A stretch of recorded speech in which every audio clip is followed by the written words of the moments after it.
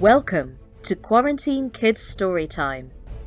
This is the tale of Peter Pan by JM Barrie. Enjoy!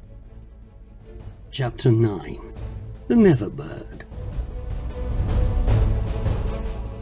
The last sound Peter heard before he was quite alone were the mermaids retiring one by one to their bedchambers under the sea.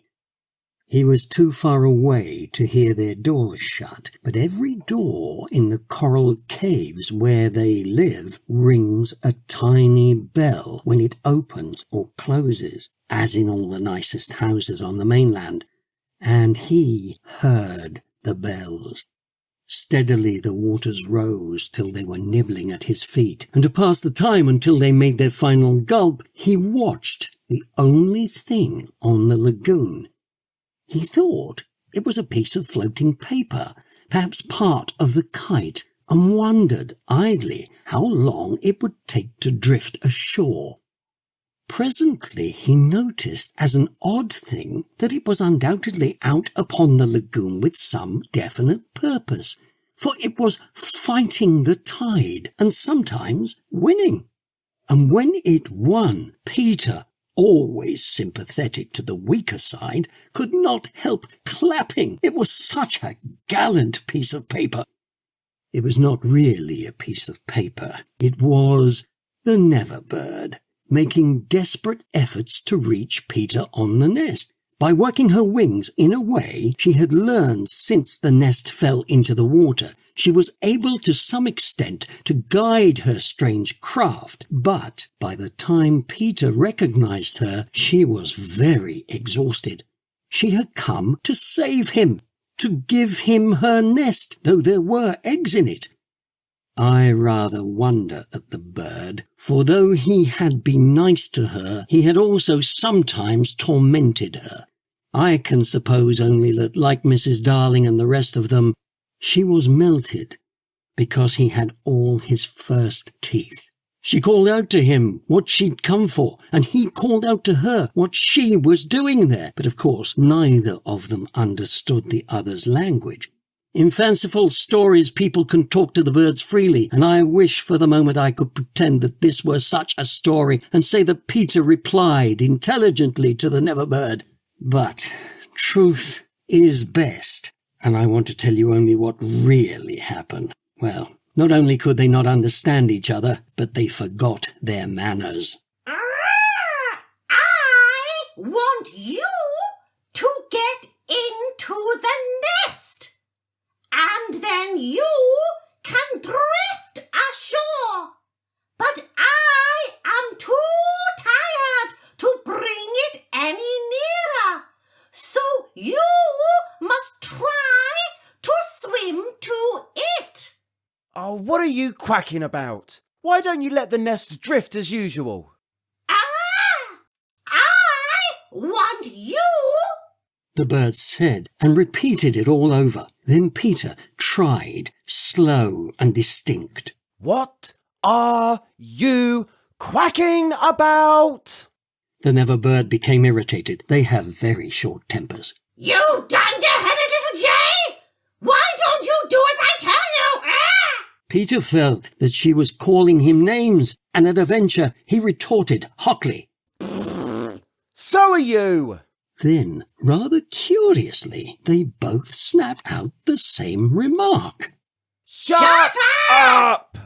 Nevertheless, the bird was determined to save him if she could, and by one last mighty effort, she propelled the nest against the rock. Then up she flew, deserting her eggs so as to make her meaning clear.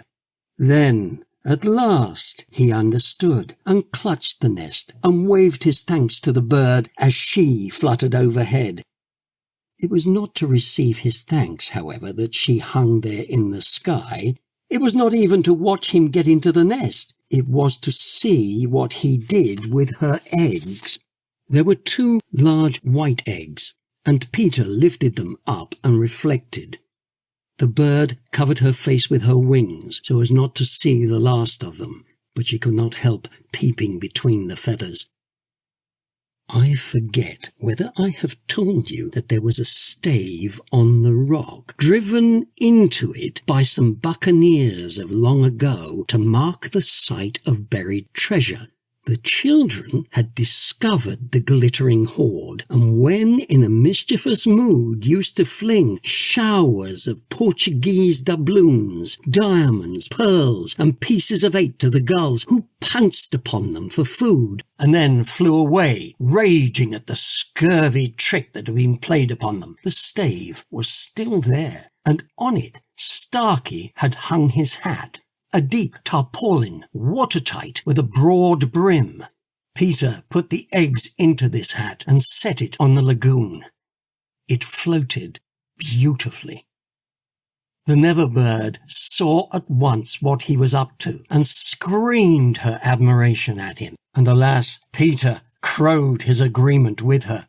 Then he got into the nest, reared the stave in it as a mast, and hung up his shirt for a sail. At the same moment the bird fluttered down upon the hat, and once more sat snugly on her eggs. She drifted in one direction, and he was borne off in another, both cheering. Of course, when Peter landed, he beached his small boat, actually the Never-bird's nest in this particular case, in a place where the bird would easily find it. But the hat was such a great success that she abandoned the nest. It drifted about till it went to pieces, and often Starkey came to the shore of the lagoon, and with many bitter feelings watched the bird sitting on his hat. As we shall not see her again, it may be worth mentioning here that all Never-birds now build in that shape of nest, with a broad brim on which the youngsters take an airing. Great were the rejoicings when Peter reached the home under the ground almost as soon as Wendy, who had been carried hither and thither by the kite. Every boy had adventures to tell, but perhaps the biggest adventure of all was that they were several hours late for bed.